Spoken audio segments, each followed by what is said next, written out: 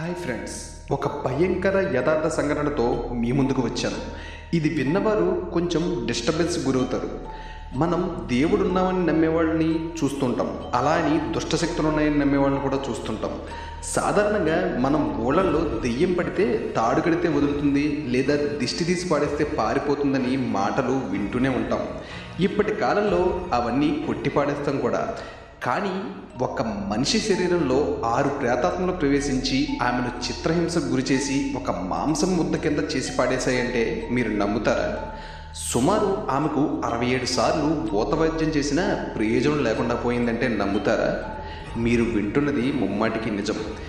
ఆమె జీవిత భయంకర కథ గురించి మీకు తెలియజేద్దాం అనుకుంటున్నాను. అందరూ గుండె నిబ్బరం చేసుకుని వినండి. ఆమె పేరు అన్నాలేసా మైకెల్.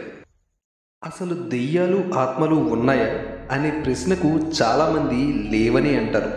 ఎందుకంటే అవి ఎప్పుడు కళ్ళకు కనిపించలేదు కాబట్టి. అయితే కంటికి కనిపించని దేవుడు ఉన్నాడా అని ప్రశ్నిస్తే ఎక్కువ మంది అవుననే సమాధానం ఇస్తారు. ఎందుకంటే దేవుడి మీద నమ్మకం అలాంటిది. అయితే ఆ దేవుణ్ణి ఎంతగానో నమ్మే ఓ అమ్మాయి అకస్మాత్తుగా ద్వేషించడం మొదలుపెట్టింది. కనీసం చూసేందుకు కూడా ఇష్టపడేది కాదు. పైగా దేవుడి పేరును ప్రస్తావించిన చర్చి పరిసరాల్లోకి తీసుకువెళ్ళిన ఆమె శరీరం కాలిపోయినంత మంట పుట్టేది. కొద్ది రోజుల తర్వాత ఆమె ఆరోగ్యం క్షీణించడం మొదలుపెట్టింది. కదలలేని పరిస్థితుల్లో మంచానికే పరిమితమైంది. ఆమె మాట్లాడుతుంటే 6 మనుషులు గొంతు ఒక్కసారి వినిపించేది. ఆమె చేష్టలు చూపులు ఇలా ఒకటేమిటి, ఆమె స్వభావమే పూర్తిగా మారిపోయింది. ఇంతకీ ఆమెకి ఏం జరిగింది, ఆమె ఎందుకు అలా మారిపోయిందో తెలుసుకుందాం. ఈ అన్నాలేసా మిచెల్ యొక్క స్టోరీ మీకు క్లియర్గా చెప్తాను. పశ్చిమ జర్మనీలో బవారియాలో 1952 జూలై 1న అన్నాలేసా మిచెల్ జన్మించింది. క్యాథలిక్ కుటుంబంలో జన్మించిన ఆమె చిన్నప్పటి నుంచి దైవారాధనలో మునిగి తేలుతూ ఉండేది.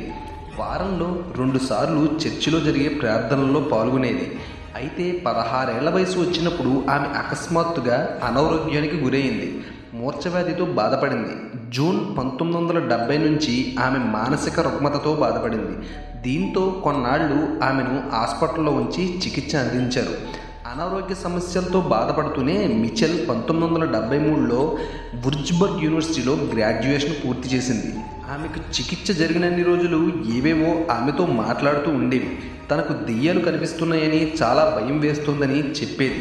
మానసిక వ్యాధి వల్ల ఆమె అలా పిచ్చిగా మాట్లాడుతోందని వైద్యులు భావించారు. దీంతో ఆమెకు రకరకాల చికిత్సలు అందించడం మొదలుపెట్టారు. అలా 2 ఏళ్ల పాటు ఆమె దెయ్యాలను చూస్తున్నట్లుగా భయపడుతూ జీవించింది. 1973 నుంచి ఆమెకు మరో కొత్త సమస్య ఎదురైంది. ఈసారి ఆమె చెవిలో ఎవరో మాట్లాడుతున్నారని భయపడేది.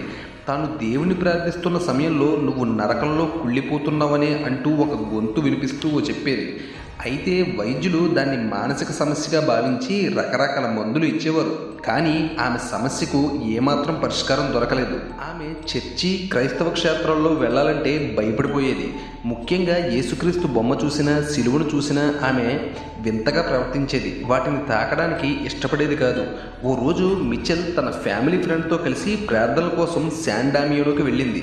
అయితే ఆమె సిలువను ధరించేందుకు కానీ, హోలీ వాటర్ తాగేందుకు కానీ ఇష్టపడేది కాదు.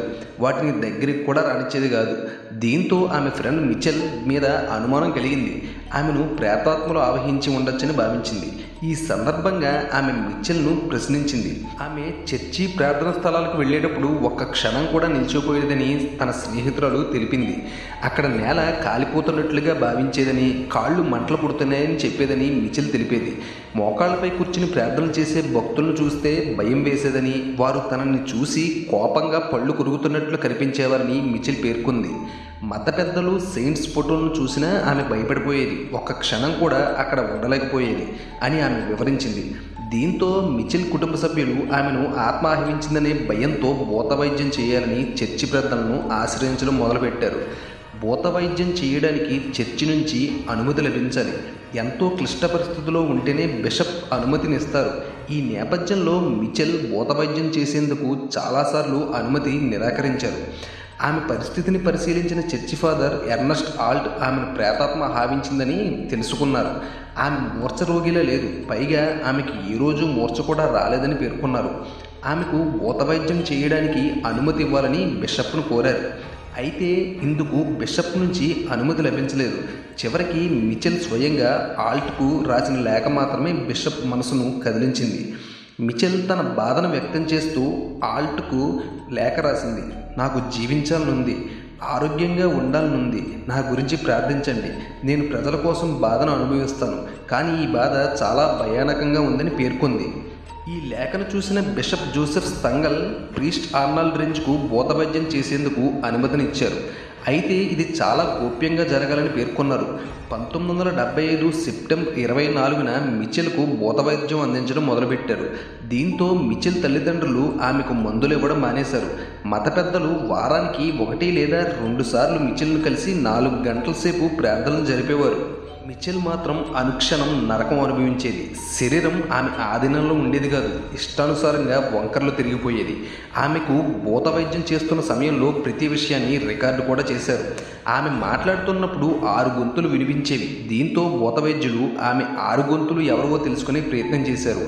ఈ సందర్భంగా ప్రేతాత్మలతో మాట్లాడే ప్రయత్నం చేశారు. ఆ గొంతులు లూసిఫర్, కైన్, జుదాస్, బెలియల్, లెజియాన్, నెరో అనే ప్రేతాత్మలోని తెలుసుకుని ఆశ్చర్యపోయారు. ఈ నరకం అనుభవిస్తూనే మిచెల్ 1976 జూలై 1న చనిపోయింది. అయితే ఈ మరణానికి బిషప్ ఆదేశాలతో చేసిన భూత వైద్యమే అని పోలీసులు కేసు నమోదు చేశారు. ఆయనతో పాటు మిచెల్ తల్లిదండ్రులు భూత వైద్యులను బాధ్యులుగా పేర్కొన్నారు. భూత వైద్యం వల్ల ఆమె సుమారు 10 నెలలు ఆహారం తినలేదని, పౌష్టికాహార లోపంతో ఆమె చనిపోయిందని పోస్టుమార్టంలో వెల్లడించారు. అంతేకాక ఆమె శరీరంలో ఎముకలన్నీ ఛిద్రమయ్యాయని, ఫలితంగా ఆమె నడవలేని స్థితికి చేరుకుందన్నారు. శరీరంలో ఎముకలు నలిగిపోయి ఆమె మాంసముద్దలా మారిపోయిందని రిపోర్టులో పేర్కొన్నారు. ఈ పరిస్థితుల వల్ల అప్పటికే తల్లిదండ్రులు నరకం చూశారనే ఉద్దేశంతో కేసు నుంచి ఉపశమనం కల్పించారు. తొలుత బిషప్ తదితరులు 6 నెలల పాటు జైలు శిక్ష విధించారు. ఆ తర్వాత శిక్షను మళ్లీ రద్దు చేశారు. ఆమెను ప్రేతాత్మలు ఆవహించాయని చెప్పేందుకు భూత వైద్యులు తాము రికార్డ్ చేసిన టేపులను కోర్టులో ప్రదర్శించారు. అందులో మిచెల్ వింతగా ప్రవర్తించడం, నవ్వడం, 6 గొంతులతో మాట్లాడడం చూసిన కోర్టు ఆశ్చర్యపోయింది.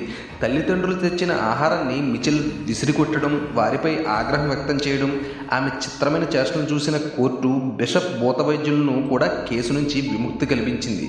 మిచెల్ తన మూత్రాన్ని తానే తాగేదని, తనని తాను గాయపరుచుకునేదని తల్లిదండ్రులు తెలిపారు. ఆమె చనిపోయే సమయానికి 30 కిలోల బరువు మాత్రమే ఉందని, అయితే తల్లిదండ్రులు కోర్టు ముందు మరో చిత్రమైన అనుమతిని కోరారు.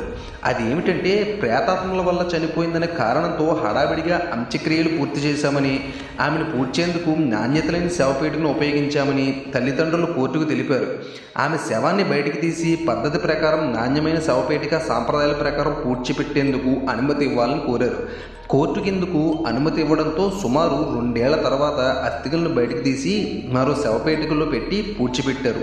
మిచెల్ భూత వైద్యం అందించిన మత పెద్దలు అక్కడికి అనుమతించలేదు. ఈ ఘటన తర్వాత భూత వైద్యం నిబంధనలను కఠినతరం చేశారు. 1999 నుంచి అరుదైన కేసులను మాత్రమే భూత వైద్యం అందిస్తున్నారు. ఇక అన్నలెస్ మిచెల్ ఘటనపై ఒక సినిమా కూడా రూపొందించారు. అదేమిటంటే 2005లో విడుదలైన the exorcism of Emily rose సినిమాను అన్నలెస్ మిచెల్ కథ ఆధారంగానే తెరకెక్కించారు. ఈసారి మీరు హర్రర్ సినిమా డౌన్లోడ్ చేసుకునేటప్పుడు తప్పకుండా ఈ సినిమా చూడండి. ఈ సమస్య రాకముందు మిచెల్ ఎంతో చలాకీగా ఉండేదని తల్లిదండ్రులు చెప్పారు. చిన్న వయసులోనే ప్రేతాత్మలు ఆమెకు నరకం చూపాయన్నారు. అయితే మిచెల్ నిజంగానే ప్రేతాత్మ వల్ల చనిపోయిందా, లేదా ఆమెకు మూర్ఛ, మానసిక రుగ్మతల వల్ల ఆమె ఇలా మారిపోయిందనేది ఇప్పటికీ అంతు చిక్కని ప్రశ్న. ఒకవేళ ఆమె అనారోగ్యం వల్లే చనిపోతే ఆమె మాట్లాడినప్పుడు 6 గొంతులు ఎందుకు వినిపించాయనేది కూడా సమాధానం దొరకని ప్రశ్న.